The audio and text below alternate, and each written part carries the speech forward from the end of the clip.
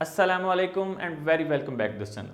My dear students, आज की इस वीडियो में जो कि बहुत ही इंपॉर्टेंट वीडियो है जिसमें मैं आपको importance of human resource management बताऊंगा and also I will tell you the qualities of good HR manager की कौन सी क्वालिटीज़ उसमें होनी चाहिए for your job point of view, for your exams point of view. This is the very important lecture for you. So let's begin and इस video को complete देखिएगा ताकि आपको मुकम्मल इसकी अंडरस्टैंडिंग हो सके। So let's begin.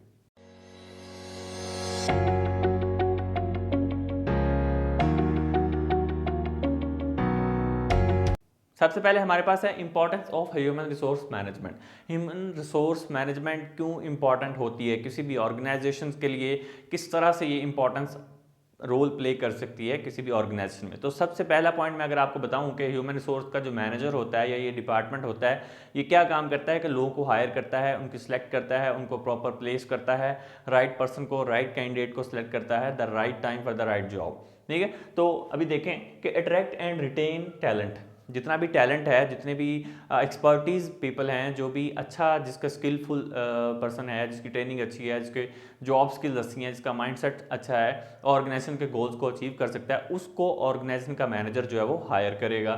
तो अट्रैक्ट करेगा, रिटेन करेगा, उसको उसके बाद लेकर आएगा, उसको ट्रैक करेगा, बेनिफिट्स बताएगा एंड देन फिर उसको रिटेन भी करेगा, बोनसेस दे के, बेनिफिट्स दे के, कंपनसेशन दे के, सैलरी, वेजेस सब कुछ पे करके उसको रिटेन भी करेगा। And this is the importance of human resource management. अगर ये नहीं होगा तो सीईओ तो ये काम नहीं कर पाएगा ना, तो कौन करता है? ह्यूमन रिसोर्स मैनेजर करता है। Okay, train people for the challenging role. देखिए, एक जब ऑर्गेनाइजेशन के अंदर बहुत सारे लोग काम कर रहे होते हैं, कोई नया प्रोजेक्ट आ जाता है, कोई नया टास्क आ जाता है, तो उसके लिए एक पर्सन को प्रिपेयर करना, चैलेंजिंग रोल देना, उसको एक ऐसा काम देना जो सडन काम आ गया है, एक काम पे दूसरा काम भी दे देना। तो ये चैलेंजिंग रोल के लिए ह्यूमन रिसोर्स मैनेजमेंट जो है अपने एम्प्लॉयज़ को प्रिपेयर करता है। This is also the importance of human resource and develop skills and कम्पिटेंसीज। ये ट्रेनिंग सेशंस कंडक्ट करता है, मोटिवेशनल सेशंस कंडक्ट करता है, उनके स्किल्स पे काम करता है, उनको डेवलप करता है, उनकी स्किल्स को आगे लेकर आता है। ये सब कुछ वो इसलिए कर रहा है ताकि वो प्रोडक्टिविटी ज़्यादा दें और ऑर्गेनाइजेशन अपने गोल्स को अचीव कर सके।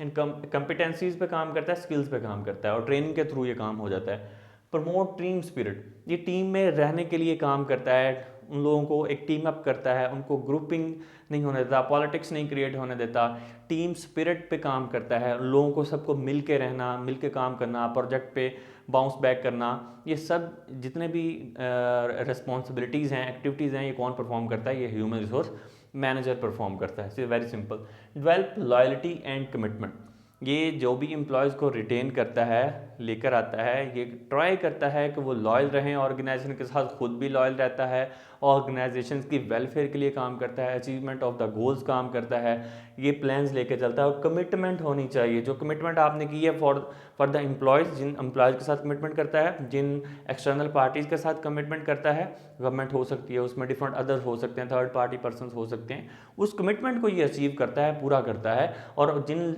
एम्प्लॉयज़ ने इसे कमिटमेंट की होती है उसको भी ये अचीव करता है फॉर द प्रोडक्टिविटी, और उसकी जो है वो उसको चेक भी करता रहता है time to time.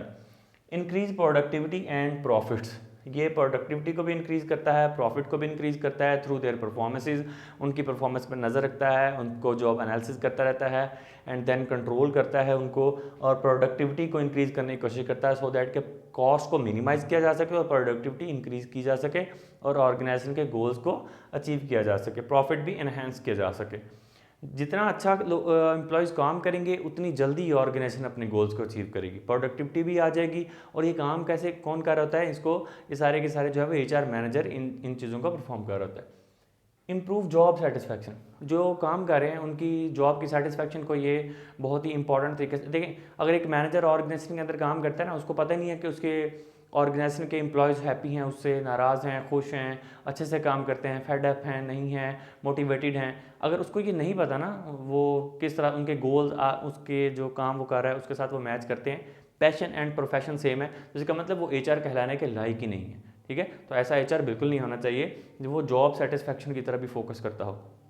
Okay, then generate employees, अच्छा एम्प्लॉयमेंट अपॉर्चुनिटीज़ को जनरेट करता है। डिफरेंट तरह की गैप्स फाइंड आउट करता है कि कहाँ पे हमें एक नया पर्सन हायर करना चाहिए, नए लोग हायर करने चाहिए, कौन सा डिपार्टमेंट हमें नया शुरू करना चाहिए, कौन सा प्लान नया लगाना चाहिए, ये सब प्लानिंग करता है। उसके अकॉर्डिंग फिर जो है वो वर्क फोर्स को हायर करता है, एम्प्लॉयमेंट अपॉर्चुनिटीज़ को क्रिएट करता है। This is the importance, greater trust and respect.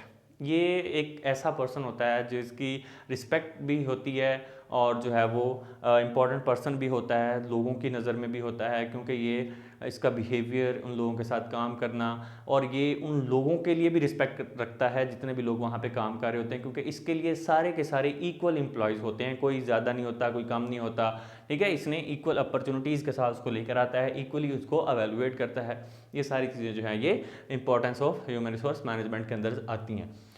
Next जो बहुत ही इंपॉर्टेंट टॉपिक है वो है हमारा क्वालिटीज़ ऑफ एचआर मैनेजर। एक अच्छा मैनेजर, एक अच्छे मैनेजर की कौन सी क्वालिटीज़ होती हैं, ये बहुत सारे लोगों को नहीं पता है। मैं आज आपको बताने वाला हूँ और एक डिफरेंट तरह की मैं आपको बताने वाला हूँ। हेनरी फ्योल के अकॉर्डिंग जो है वो उसने कैटेगराइज किया था कि कौन सी हो सकती हैं जो पॉसिबल हैं। Number 1 is the physical.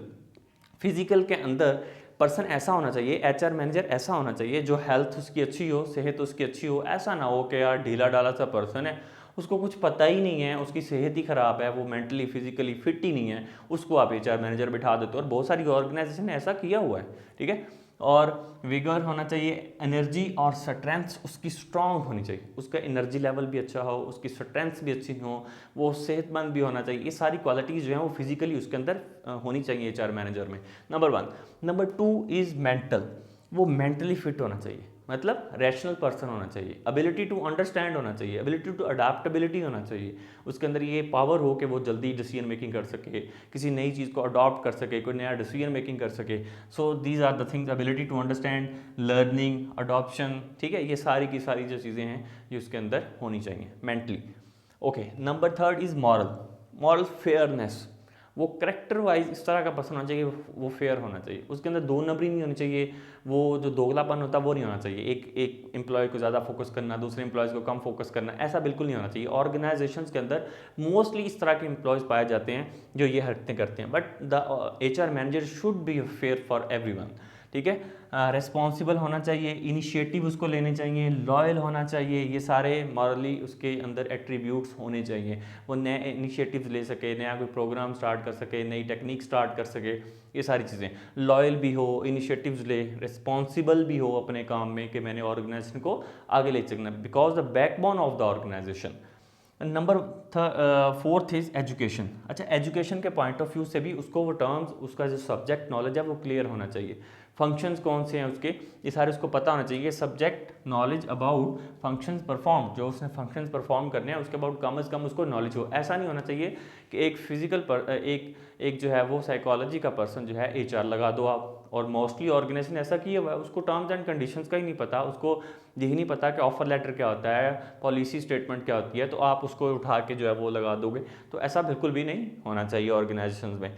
फिर टेक्निकल होना चाहिए, मतलब वो कहीं ना कहीं टेक्निकल भी हो, ठीक है। पिक्यूलियर नॉलेज ऑफ फंक्शन, जो टेक्निकल चीज़ें होती हैं, सॉफ्टवेयर चलाने होते हैं, बहुत सारे ह्यूमन रिसोर्स मैनेजमेंट के सॉफ्टवेयर आजकल अवेलेबल हैं, उसको चलाने के लिए भी उसके पास एक इन्हेंस नॉलेज होना चाहिए। इतना नॉलेज कम से कम होना चाहिए कि वो उसको अंडरस्टैंड करता हो, उसके पास ख़ास तरह का उसका नॉलेज हो, उन टर्म्स का नॉलेज हो, उसको उन कैटेगरीज का पता होना चाहिए जिसमें ये काम किया जाता है। तो टेक्निकल पर्सन होना चाहिए बेसिकली, ठीक है। और देखें, दो तरह के पर्सन होते हैं, एक नॉन टेक्निकल होता है और टेक्निकल होता है। जो टेक्निकल होता है उसको बहुत सारी टेक्निकलिटीज़ का पता होता है, और जो नॉन टेक्निकल होता है वो सीधा साधा सा होता है, बस हाँ ठीक है, ओके यस, ठीक है, यस बॉस वाला कल्चर होता है। फिर experience. Experience are the most important arising from work proper. वो लोगों को भी प्रॉपर काम करने की तरकीब दे, खुद भी काम कर। देखें, एक ऑर्गेनाइजेशन के अंदर अगर एचआर मैनेजर प्रॉपर काम नहीं करता है तो वो दूसरे भी उसी से सीखेंगे, ये काम नहीं करता तो हम काम किस तरह से करें।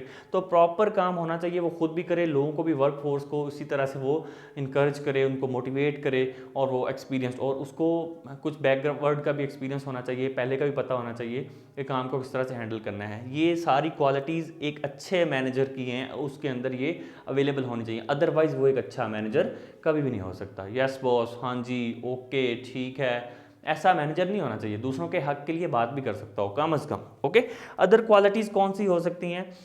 अदर क्वालिटीज़ की हम बात करूँ, मेंटली अलर्ट।